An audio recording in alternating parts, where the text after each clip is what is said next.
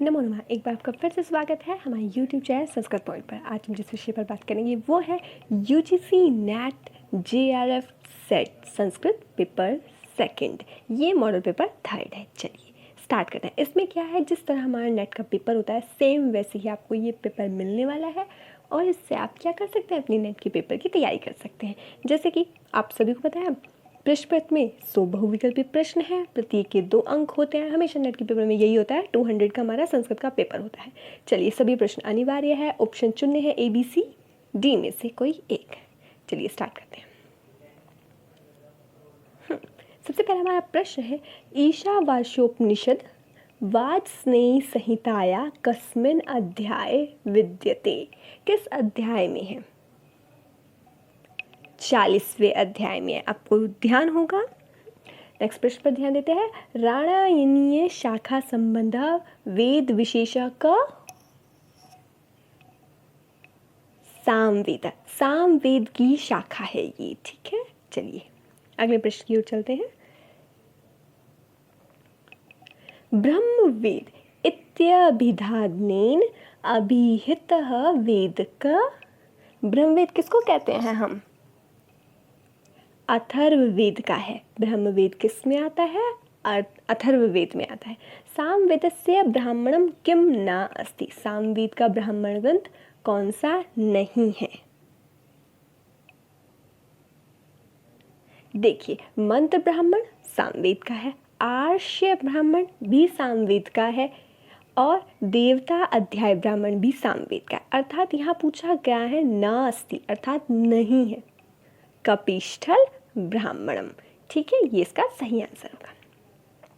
किम सत्यम अस्ति। वेदत्रय, सभी को पता है वेदत्रय कौन सा होता है। ये आंसर सबसे सिंपल होगा कि इस तरह के क्वेश्चन आ जाए तो बहुत अच्छा रहेगा। बताइए कौन सा है। चलिए ये इस प्रश्न का जवाब आप कमेंट सेशन में दीजिएगा। हम अगले प्रश्न की ओर चलते हैं। हमें उम्मीद है आपको अभी तक जितने भी क्लासेस हुई हैं उसमें आपको ये डेफिनेटली पता चल चुका होगा। चलिए अगले प्रश्न की ओर ध्यान देते हैं। अगला प्रश्न है आपका, पुरूर्वा उर्वशी संवाद सूक्तस्य ऋग्वेदिक कर्म अस्ति। पुरूर्वा उर्वशी जो संवाद सूक्त है, आपको पता होगा पुरूर्वा उर्वशी संवाद सूक्त है, ऋग्वेद के अंतर्गत आता है, परंतु किस कर्म में आता है, कौन से मंडल में है और मंडल का कौन सा है? दसम मंडल का 95। यम यमी संवाद सूक्तस्य ऋग्वैदिक कर्म अस्ति। दसम मंडल का 10वां। यम यमी सबसे सरल लगता है और आपको पता होगा 3:33 कौन सा है? 3:33 जो है हमारा वो विश्वामित्र और नदी संवाद सूक्त है। इसमें 13 सूक्त भी होते हैं, इसमें 13 मंत्र हैं, ठीक है। अगले प्रश्न पर चलते हैं। हमने 7 किया है, 8 प्रश्न इधर है। देखिए अगला प्रश्न वही है जो भी हमने बताया। विश्वामित्र नदी संवाद सूक्तस्य ऋग्वैदिक कर्म अस्ति। तृतीय मंडल का 33वां सूक्त। अगला प्रश्न है, अधोलिखित युग्मनाम समीचीनाम तालिकाम चिनुत। सही कर। यमी यम पणि कौन सा होता है? सरमा पणि सूक्त है। उर्वशी अभी अभी हमने ऊपर किया है, पुरूर्वा उर्वशी, विश्वामित्र और नदी संवाद सूक्त। ये क्या है? सभी संवाद सूक्त हैं ऋग्वेद की, ठीक है। अब देखते हैं कि कौन सा आंसर सही बैठ रहा है। देखिए ए किस तरह मिलाना चाहिए इन्हें, ये ध्यान रखने वाले। ए किस में है? यमी यम, मतलब ए का 4। ए में 4 कहाँ पर? ये रहा। तो यहाँ पे तो अधिकतर हमें, अगर यहाँ पे भी 4 होता तो आपको आगे भी बढ़ना पड़ता, लेकिन हमें पहले ही देखकर पता चल गया है यमी यम है, ए का 4 है, दैट मीन आंसर ए है, ठीक है। आगे चलते हैं। अवांछितम ब्राह्मणम ग्रंथः का। गोपत ब्राह्मणम, ठीक है। ये क्या है? सबसे बाद में आया, जो अभी अभी का ग्रंथ है वो कौन सा है? गोपत ब्राह्मण ग्रंथ है, ठीक है। आगे चलते हैं। ऐत्रेय ब्राह्मणम संबंध वेद विशेष। ऐत्रेय ब्राह्मण संबंध किससे है? कौन से वेद से है? ऋग्वेद से है। कोष्ठकीय ब्राह्मणस्य नामंत्रम अस्ति। कोष्ठकीय ब्राह्मण ग्रंथ का कौन सा नाम है इनमें से? कौष्टकीय ब्राह्मण ग्रंथ कौन सा कहलाता है? शाखायन ब्राह्मण। और कौन से उसका है ये वेद का? ऋग्वेद का है। यदि ऋग्वेद की क्या आ जाए ब्राह्मण ग्रंथ में, कौष्टकीय ब्राह्मण आ जाए या फिर आ जाए शाखायन, दोनों ही ब्राह्मण ग्रंथ किसके हैं? ऋग्वेद के हैं। ठीक है, आगे चलते हैं। प्रश्न 13 ध्यान देते हैं। शुक्ल यजुर्वेदस्य ब्राह्मणम अस्ति। शुक्ल यजुर्वेद का ब्राह्मण ग्रंथ कौन सा है इनमें से? देखिए, वंश ब्राह्मण नहीं है। क्यों नहीं है? क्योंकि वंश ब्राह्मण हमें पता है किसका है। षड्विश ब्राह्मण भी नहीं है। षड्विश ब्राह्मण भी किसका है? सामवेद का है। देवता अध्याय ब्राह्मण भी किसका है? सामवेद का है। अर्थात अगर आपको इस तरह भी पता है कि हमें पता है ये किसका है, ये किसका है, ये किसका है, तो भी आंसर हमारा इजीली हो जाएगा। परंतु यदि हमें इस तरह नहीं पता है, ये पता है कि शुक्ल यजुर्वेद का कौन सा है, तो शुक्ल यजुर्वेद का ब्राह्मण कौन सा है? शतपथ ब्राह्मण। इस तरह भी आप आंसर कर सकते हैं। क्वेश्चन को आप अच्छे से समझें। यदि आपको डायरेक्ट आंसर नहीं पता है तो आप ऑप्शंस को समझें। आपको पता है षड्विश, यानी कि ये नहीं है। आपको यदि पता हो देवता अध्याय भी, तो यानी कि ये भी नहीं है। कौन से बचे? अब आपको इन दो में से एक चुनना होगा। यदि आपको यहाँ ये नहीं पता है, वंश ब्राह्मण भी पता है, तो क्या होगा आपके लिए? तो तीनों ऑप्शन ये कट गए हैं, तो आंसर कौन सा मिलेगा आपको? ये मिलेगा। ये क्या है? टेक्निक है। यदि आपको आंसर ना आता हो, करेक्ट आंसर, किस तरह आप उसमें से सही आंसर को ढूंढ सकते हैं। अग्निष्टोमस्य ऋत्विज का आसीत का अस्ति षोडश। ठीक है, नेक्स्ट ध्यान देते हैं। दर्श यागेशु एषः न कौन सा नहीं है? देखिए, यहाँ पे मधु याग है, ये वाला नहीं है। ठीक है, विष्णु प्रीत्यर्थक मधु याग ये आंसर है। ठीक है, आगे चलते हैं। पंच महायज्ञ नासी। हमें पता है पंच महायज्ञ में देव यज्ञ भी होता है, भूत यज्ञ भी होता है और पितृयज्ञ भी होता है। आंसर हमें पता चल गया है, नासी अर्थात ग्रह यज्ञ नहीं है। हमें ये नहीं सोचना कि ग्रह यज्ञ कौन सा यज्ञ होता है, कुछ नहीं है। महायज्ञ हमें पता है 5 महायज्ञ कौन से हैं, और ये तीनों 5 महायज्ञ है। तो ऑप्शन कौन सा बचा है? ग्रह यज्ञ, यानी कि ये आंसर है। नेक्स्ट देखते हैं। निरुक्तस्य कांड त्रेषु एकः डैश अस्ति कौन सा है? हमें पता है क्या है? देवत्व कांड है। ठीक है, उम्मीद करते हैं आपको भी इसका आंसर पता होगा। नेक्स्ट पर ध्यान देते हैं। वेदा ही यज्ञार्थम अभिप्रवृत्तः कालानुपूर्वा विहिताश्च यज्ञः तस्मादिदं काल विधान शस्त्रम अस्मिन् महत्वं प्रतिपाद्यतम्। देखिए, यदि आपको डायरेक्ट आंसर नहीं पता तो हम बता देते किस तरह आप इसे याद रखिए। आंसर क्या है? काल। काल किस में होता है? निरुक्त में नहीं। व्याकरण से संबंधित है? नहीं। छंद से? नहीं। काल किस में करते हैं? जब हम ज्योतिष का ज्ञान लेते हैं तो हम काल को देखते हैं, तो यानी कि ज्योतिषस्य। जब आपके पास ये पंक्ति आएगी, आपको यदि पूरी याद भी ना हो, आपको सिर्फ काल अनुपूर्वा भी याद है, तो क्या है आंसर? ज्योतिषस्य। ठीक है, आगे ध्यान देते हैं। पाणिनि प्रणीते शब्द अनुशासने कति अध्याय समुपलभ्यन्ते।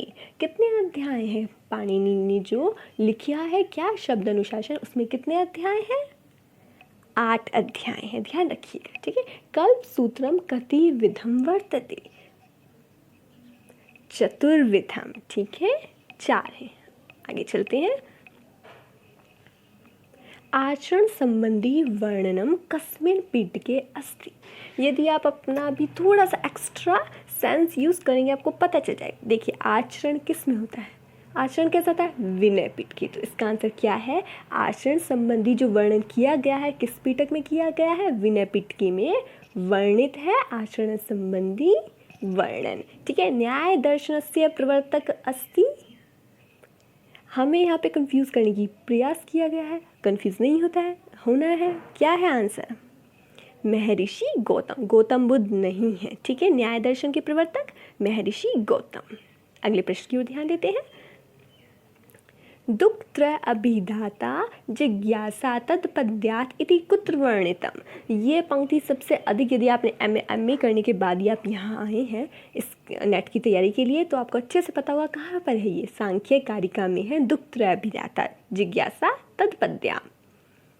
ठीक है, नेक्स्ट पृष्ठ पर चलते हैं। दार्शनिक विचाराणाम सुव्यवस्थित एवं क्रमबद्ध रूपम सर्वप्रथम कुत्र प्राप्यते। सर्वप्रथम हमें कहाँ प्राप्त होते हैं? सूत्र साहित्य में। ठीक है, नेक्स्ट प्रश्न की ओर चलते हैं। सांख्य दर्शन से प्रेरणता क्या? सांख्य दर्शन की प्रेरणता कौन है? कपिल मुनि। योग दर्शन से प्रवर्तक अस्ति। योग दर्शन के प्रवर्तक कौन है? पतंजलि। ठीक है, वैशेषिक दर्शन से प्रवर्तक अस्ति। अब आप सोचेंगे वैशेषिक दर्शन के प्रवर्तक कौन है? हमें उम्मीद है आपको आंसर अच्छे से पता होगा, क्योंकि दर्शन का यहाँ पे इस समय वर्णन चल रहा है और आपको सभी दर्शन पर बहुत अच्छे से समझा दिया गया है। कौन है? कृणाद। ठीक है, एक बार फिर से ध्यान दे लीजिए। सांख्य दर्शन के कपिल मुनि, योग दर्शन के पतंजलि और वैशेषिक दर्शन के कृणाद। ठीक है, आगे चलते हैं। सांख्य दर्शने कति प्रमाणानि स्वीकृतानि। कितने प्रमाण स्वीकार किए हैं? 3। ठीक है, अब प्रमाण मतलब वो प्रमाण मानते हैं जैसे कि हमारा क्या है? प्रत्यक्ष प्रमाण, अनुमान प्रमाण और आप्त प्रमाण मतलब शब्द प्रमाण। किसने माने हैं? सांख्य दर्शन ने माने हैं। सांख्य प्रति पुरुषम भिन्नः पुरुषम किम स्वीक्रियते जीवात्मेति। ठीक है, आगे चलते हैं। देखिए, सूक्ष्म शरीरेषु कति अव्यया भवन्ति। सूक्ष्म शरीर के कितने अवयव होते हैं? सप्तदशावयवा। सप्त अर्थात 7 और 10 अर्थात 10। 17 अवयव से क्या है? हमारा सूक्ष्म शरीर बना है। सूक्ष्म शरीर के अवयव कितने हैं? 17 हैं। ठीक है, नेक्स्ट प्रश्न पर ध्यान देते हैं। स्थिरतया दीर्घकालम यावत् सुखे निषदनम इति किम कथ्यते। किसने कहा है ये, या फिर किससे संबंधित है ये यहाँ पर? आसनम, आसन से संबंधित है ये। ठीक है, आगे चलते हैं। तस्मिन् सति श्वास पर श्वास योगतिष्ठ विच्छेदः इति किम कथ्यते। कौन कहता है यह? प्राणायाम। देखिए, श्वास और प्रश्वास मतलब सांस लेना और छोड़ना किस में होता है? प्राणायाम में। ध्यान में नहीं होगा, धारणा में भी नहीं है। यदि हम ऐसे भी देखें, धारणा से सांस और प्रश्वास का कोई मतलब नहीं है, प्रत्याहार से भी नहीं है और ध्यान से भी नहीं है। आंसर क्या होगा सही? प्राणायाम। ठीक है, आगे ध्यान देते हैं। इंद्रियाणाम स्वविषयेभ्यो निवृत्तिः अंतर्मुखी विवृत्तिश्च किम कथ्यते। प्रत्याहार। ये किसका है? प्रत्याहार का है। कर्मापश्माग नक्षेह सहजो भावश्चेतनत्वदि इति कथ्यते पारिणामिक। ठीक है, आगे ध्यान देते हैं। परोपदेश निरपेक्ष आत्म रूपम निसर्गः व्याख्यानादि रूप परोपदेश जनितम ज्ञानम किम कथ्यते। कौन सा कहलाता है? अधिगम को कहते हैं। ठीक है, चलिए अगले प्रश्न की ओर चलते हैं। देखिए, कर्मेण स्पर्शः योजितम। इनको कर्म से हमें लगाना। अब देखिए, सबसे पहले क्या आता है? सोचिए, सबसे पहले हमें पता है शब्द आते हैं। शब्द यहाँ पर भी है, यहाँ पर भी है, यहाँ पर भी। फंस गए हम, समझिए। लेकिन शब्द के बाद क्या आता है? स्पर्श। स्पर्श यहाँ नहीं है, यहाँ नहीं है, यहाँ है। अर्थात आंसर, यदि आपको स्टार्टिंग के 2 भी पता है तो भी आपने आंसर सही टिक कर दिया है। क्या है? फिर भी हम क्रम देख लेते हैं। सबसे पहला आता है स्पर्श, सबसे पहला आता है शब्द, फिर स्पर्श, रूपम, रसः, गंध। ठीक है, आगे ध्यान दीजिए। एक बार फिर से देख लीजिए। शब्दः, स्पर्शः, रूपम, रसः, गंध। गंध सबसे अंत में आता है। यदि आपको सिर्फ ये भी पता होगा कि गंध सबसे अंत में, तो यहाँ पर भी गंध नहीं है, यहाँ पे भी नहीं है, यहाँ पे भी नहीं है। आंसर में मिल गया है ए। ठीक है, आगे बढ़ते हैं। एकाग्रीकृते चित्ते ध्येयस्य वस्तुतः एकाकार रूपेण प्रभो इति किम उच्यते। क्या है? एकाग्र करना। अब आपने सिर्फ यहाँ एकाग्र ही ध्यान रख लिया है चित्त का, तो क्या है इसमें? ध्यान। हम ध्यान जब करते हैं तो एकाग्र करते हैं ना अपने चित्त को, इससे ही आप इसे ध्यान रखिएगा। यदि आ जाए एकाग्रीकृते चित्त को, चित्ते अर्थात चित्त को जब हम एकाग्र करते हैं तो क्या है? वो ध्यानम, वो ध्यान कहलाता है। ठीक है, आगे प्रश्न पर चलते हैं। अगले प्रश्न में दुखम कतिविधम, दुख कितने प्रकार के हैं? त्रिविधम, हमें पता है दुख कितने प्रकार के हैं? 3 प्रकार के हैं। चलिए आगे ध्यान देते हैं। वेदांत दर्शने निर्विकल्पम निरूपाधि निर्विकारः च कः अस्ति, क्या है ये सभी? ब्रह्म। हाँ ठीक है। विभाषिका किम उच्यन्ते सर्वास्तित्ववादी। ठीक है, अगले प्रश्न पर ध्यान देते हैं। भट्टोजी दीक्षितेन विरचितम अस्ति, भट्टोजी दीक्षित ने क्या विरचित किया है? देखिए, यदि आपको डायरेक्ट आंसर नहीं पता है, आप ध्यान लगाइए। क्या? मेघदूत? नहीं। क्यों? क्योंकि कालिदास ने किया है, महाकवि कालिदास ने। अष्टाध्यायी? बिल्कुल नहीं। अष्टाध्यायी क्या है? व्याकरण ग्रंथ है, और किसने किया है? पाणिनि ने किया है। योगसूत्र? नहीं। तो क्या ऑप्शन बचा है? भट्टोजी दीक्षित ने क्या किया? प्रोण मनोरमा। प्रोण मनोरमा क्या है? भट्टोजी दीक्षित के द्वारा विरचित है। ठीक है, आगे चलते हैं। देखिए अगले पर ध्यान देते हैं। संस्कृतस्य नव्य व्याकरणेषु सर्वश्रेष्ठ अस्ति, व्याकरण में जो नव्य है, सर्वश्रेष्ठ है, वह कौन सा है संस्कृत का? देखिए, कात्यायन बहुत पुराने हैं, पतंजलि महर्षि वो भी नए व्याकरण में नहीं आते हैं सर्वश्रेष्ठ। पाणिनि वो तो बहुत ही पुरानी है, तो कौन बचा है? नागेश भट्ट। नागेश भट्ट क्या है? नव्य व्याकरणेषु सर्वश्रेष्ठ। संस्कृत के जो नवीन व्याकरणकार हैं उनमें क्या है? सर्वश्रेष्ठ है नागेश भट्ट। ध्यान रखिएगा नाम को। ठीक है, नागेश भट्टस्य पितुनामासीत्, नागेश भट्ट के पिता का क्या नाम है? देखिए, यदि आपको पता है बहुत अच्छी बात है, लेकिन नहीं पता है तो क्या है? शिव भट्ट। किस तरह याद रखिए? हमारे जो शिव जी हैं उनके पास हमेशा क्या होता है? नाग होता है। तो नागेश, नाग के जो ईश्वर है वो कौन है? शिव है। अर्थात जो नागेश के पिता हैं वो कौन हुए? शिव भट्ट हुए। ठीक है, इस तरह आप याद रख सकते हैं इसे। नेक्स्ट प्रश्न पर ध्यान देते हैं। वाक्य प्रदीय इति व्याकरण ग्रंथस्य रचनाकार का आसीत्, कौन है? वाक्य प्रदीप के जो व्याकरण ग्रंथ है उसके रचनाकार भर्तृहरि। आपको ध्यान होगा, पहले हम वीडियो में कर चुके हैं जिसमें हमने रचनाएं करी हैं बहुत सारी। वर्णानाम उच्चारण स्थानानि सन्ति, कितना है वर्णों के उच्चारण का स्थान? अष्टौ स्थानानि। उम्मीद करते हैं आपको याद था ये आंसर, राइट। चलिए आगे चलते हैं। पाणिनीय शिक्षायां वर्णनाम सांख्य वर्तते, कितनी संख्या कही है वर्णों की पाणिनीय शिक्षा के अनुसार? 63 अथवा 64। पाणिनीय शिक्षा में जो वर्णों की संख्या कही है कि कितने वर्ण हैं वो कितने कही है? 63 अथवा 64 कही है। ठीक है, आगे ध्यान देते हैं। समस्त गुजर भूमिम अहिंसा कृत का कृतवान, आचार्य हेमचंद्र सूरी। ठीक है, आगे ध्यान देते हैं। ज्योतिषम वेदस्य किम मन्यते, ज्योतिष वेद का क्या माना जाता है? ज्योतिष, देखिए ज्योतिष, जब ज्योतिष शास्त्र पढ़ते हैं या फिर कोई भी ज्योतिषज्ञ होते हैं वो क्या करते हैं? आँखों को बंद करके क्या सब कुछ बता देते हैं बिना देखे। तो क्या है, हम इस तरह भी याद रखते कि ज्योतिष जो वेद का कहा गया है वो क्या कहा गया? चक्षु कहा गया है। ठीक है, आगे ध्यान देते हैं। वेदस्य ग्रहणम किम उच्यते, वेद का ग्रहण क्या कहलाता है? शिक्षा। आगे ध्यान दें। कंठोष्ठ वर्णा सन्ति, कंठ और ओष्ठ मतलब होठ, कंठ और होठ से जो उच्चारित होते हैं वो वर्ण कौन से हैं?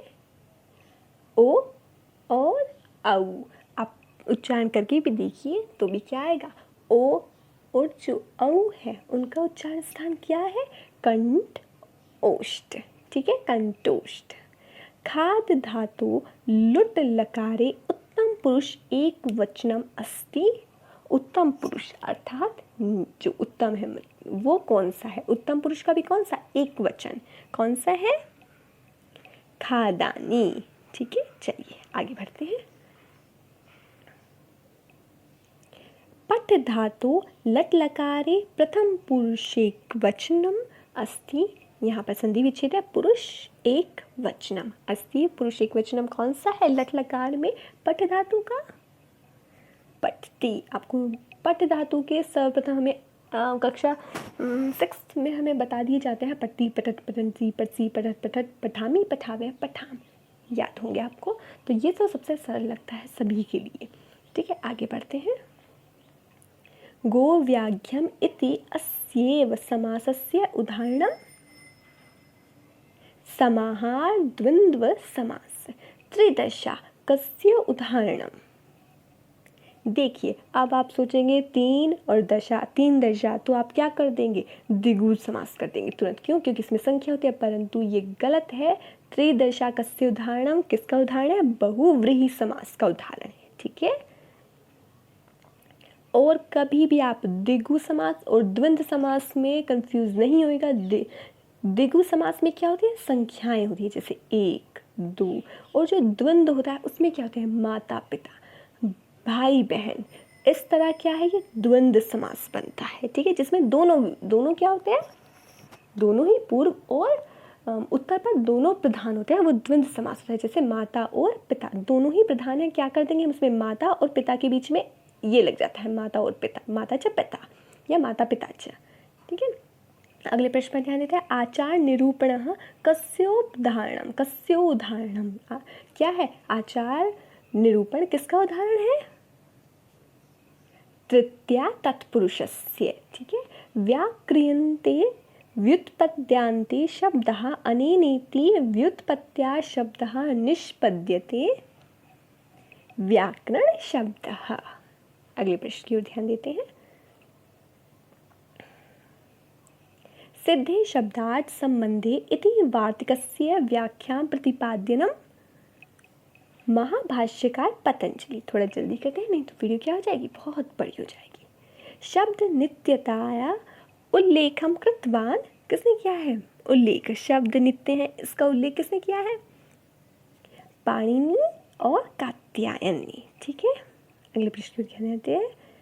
स्फोट शब्दस्य प्रथम प्रयोगः संभवतः कुत्र अभवत्। सबसे पहले कहाँ पर हमें ये प्राप्त हुआ था? स्फोट शब्द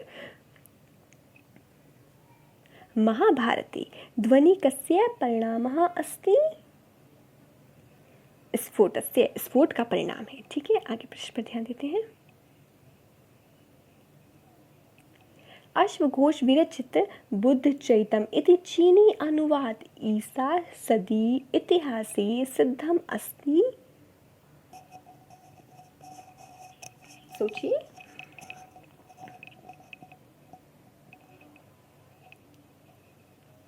पंचमी सदी। ठीक, कालिदास विरचितानि नाटकानि कति सन्ति। कालिदास के द्वारा विरचित नाटक कितने हैं? 3 नाटक लिखे हैं। ठीक है, आगे ध्यान देते हैं। आपको याद होगा नाम कौन कौन से? यदि आपको नाम याद है, वैसे तो याद होने चाहिए, और यदि याद है तो आप कमेंट बॉक्स में ज़रूर लिखिएगा। ठीक है, महाकवि दंडी मातुः नाम किम अस्ति। महाकवि जो दंडी है उनकी माता का क्या नाम था? क्या नाम है? गौरी। ठीक है, नेष्टि चरितस्य मूल कथा कुत्रः गृहीता। कहाँ से हमें मूल कथा प्राप्त हुई है, ग्रहण की गई है नेष्टि चरित की? महाभारतस्य वन पर्वात। अब देखिए, महाभारत तो सबको पता होगा, लेकिन कौन से पर्व से है? तो याद रखिएगा, वन पर्व से है। नेष्टि चरितम निषद देश के राजा नल की कहानी है। ठीक है, आगे चलते हैं। नेष्टि चरितस्य महाकाव्य किम वर्णितम अस्ति। किसका वर्णन किया गया है? अब ये भी हमने बताया। देखिए, चारुदत्तस्य वसंत सेना प्रेम कथा का वर्णन है? नहीं। उद्यन वासवदत्ता की प्रेम की कथा का वर्णन है? नहीं। नल और दमयंतियों प्रेम कथा वर्णिता। इन दोनों की, नल और दमयंती जो है, उनकी प्रेम कथा का क्या है? वर्णन किया गया है। आगे ध्यान देते हैं। आचार्य विश्वनाथस्य वत्सल या वात्सल्य का रस मन्यते। किसने माना है? कितने माने हैं? रस को कितने माने हैं विश्वनाथ के द्वारा? दशम। ठीक है। काव्य शास्त्रे शब्दार्थियों सौंदर्यवर्धकत्वम किम कथ्यते। ध्यान देने वाली बात है कि काव्य शास्त्र में, ध्यान दीजिए, काव्य शास्त्र में शब्द और अर्थ के जो सौंदर्यवर्धक है, आत्मा नहीं पूछी गई है, यहाँ पूछा गया जो सौंदर्य को बढ़ाने वाला तत्व है वह क्या है, अलंकार है। आप बिल्कुल मत कीजिए कभी आप रस कर दें शब्द और अर्थ को सोच करके, शब्द और अर्थ की आत्मा में आप रस करते तुरंत नहीं। शब्द और अर्थ का जो सौंदर्यवर्धक तत्व है वो अलंकार है काव्य शास्त्र में, ठीक है। नाट्य शास्त्र से रचयिता क्या, नाट्य शास्त्र की रचना किसने की है, आचार्य भरत ने। का आचार्य औचित्य से सिद्धांत स्थापना करोति, किसने की है औचित्य सिद्धांत की स्थापना, आचार्य क्षेमेंद्र ने, ठीक है। व्याभिचारी भावानाम किम कथ्यते, व्याभिचारी भावानाम कौन कहता है, किसे कहते हैं हम, संचारी भाव को कहते हैं। अगले प्रश्न की ओर चलते हैं। अगला प्रश्न है रघुवंशस्य मंगलाचरणे कस्य वंदना समुपलब्धे। रघुवंश के मंगलाचरण में किसकी वंदना की गई है, भगवान शिव की, तो शिवस्य। अगले प्रश्न की ओर ध्यान देते हैं। रघुवंशे समुपवर्णितः अंतिम राजा अस्ति, अंतिम राजा कौन है,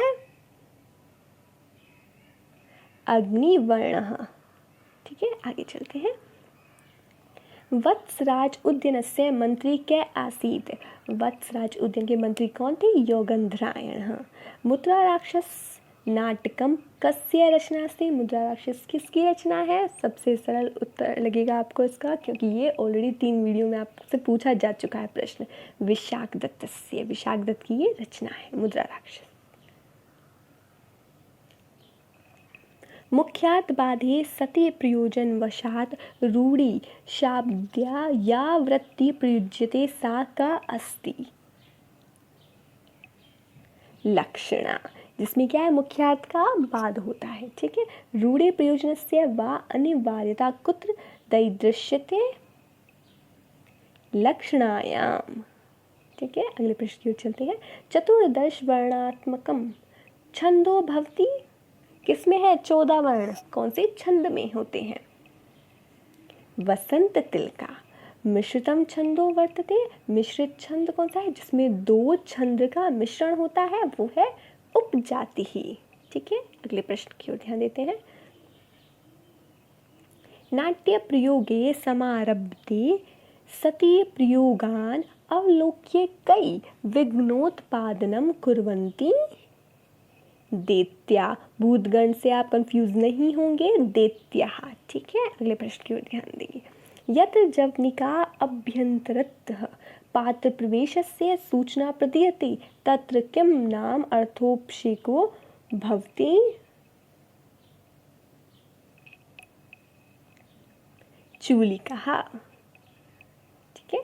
अगले प्रश्न पर ध्यान देते हैं। वाल्मीकिना विरचितम श्रीमद् रामायणम इमो प्रथमम गीतवंतो लवकुशो। संस्कृत साहित्ये पंचम वेद नामना प्रसिद्धो अस्ति, संस्कृत साहित्य में पंचम वेद के नाम से कौन प्रसिद्ध है, महाभारत। अब आप सोचेंगे पंचम वेद तो नाट्य शास्त्र को भी कहा गया है, यदि यहाँ पे नाट्य शास्त्र वर्णित होता तो हम पंचम वेद किसे कहते हैं, वो नाट्य शास्त्र कहलाता, क्योंकि नाट्य शास्त्र को भी क्या माना है, भरत मुनि ने अपने नाट्य शास्त्र को क्या कहा है, पंचम वेद कहा है, इसे भी ध्यान रखिएगा आप, ठीक है।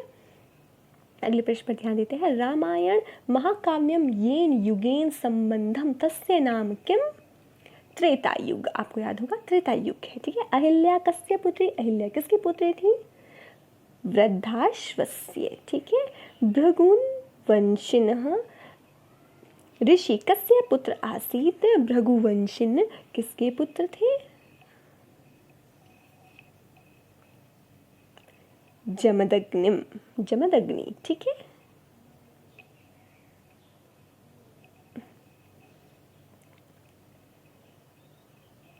मनुस्मृते कस्मिन् अध्याये सृष्टि कर्मस्य वर्णनं कृतम् अस्ति, जो मनुस्मृति है उसके किस अध्याय में सृष्टि कर्म का वर्णन किया गया है। देखिए सृष्टि कर्म है, किस अध्याय में वर्णन किया गया होगा, प्रथम में, ज़्यादा कंफ्यूज नहीं होना है, प्रथम अध्याय में ही किया गया है, ठीक है। प्रणव प्रशंसा कुत्र प्राप्यते? प्रणव प्रशंसा कहाँ पर प्राप्त होती है? मनुस्मृतौ, मनुस्मृति में प्राप्त होती है। ठीक है, मनुस्मृते अनुसारम व्यसनानि संख्या, कितनी संख्या है?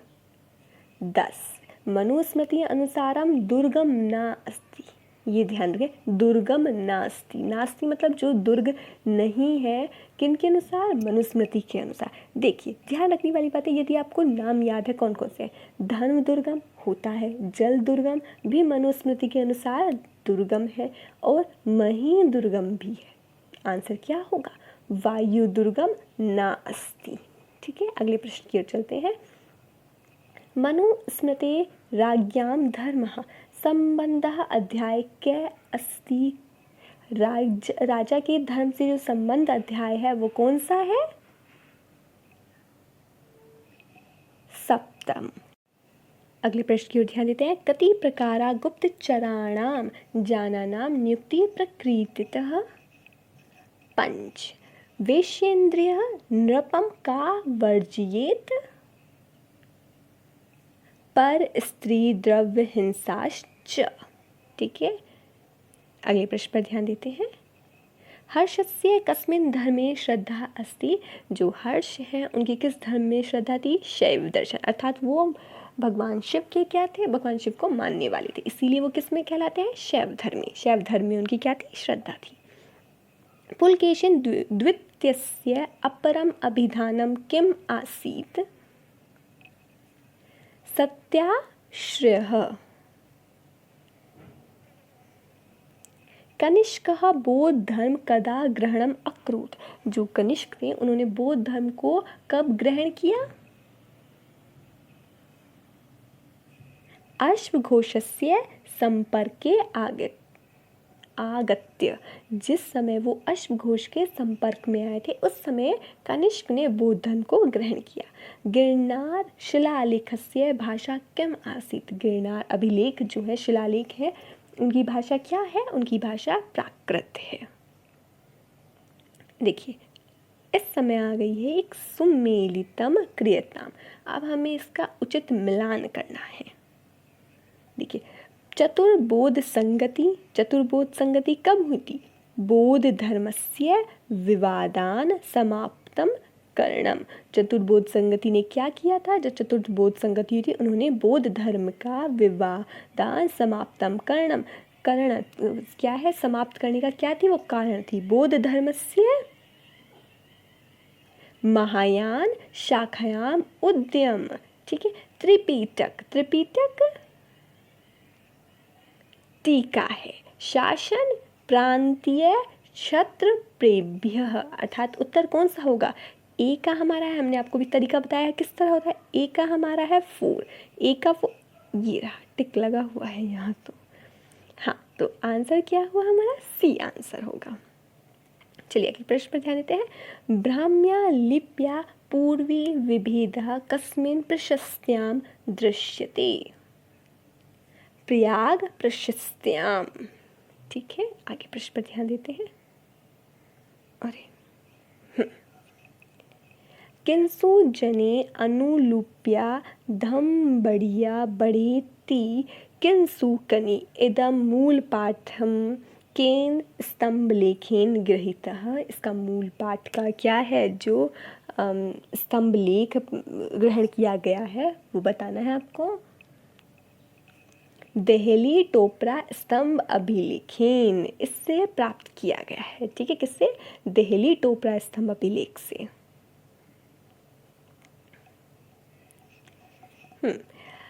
टोपरा स्तंभ लेख अशोकस्य राज्याभिषेकस्य कति वर्षणी पश्चात अभिलिखत?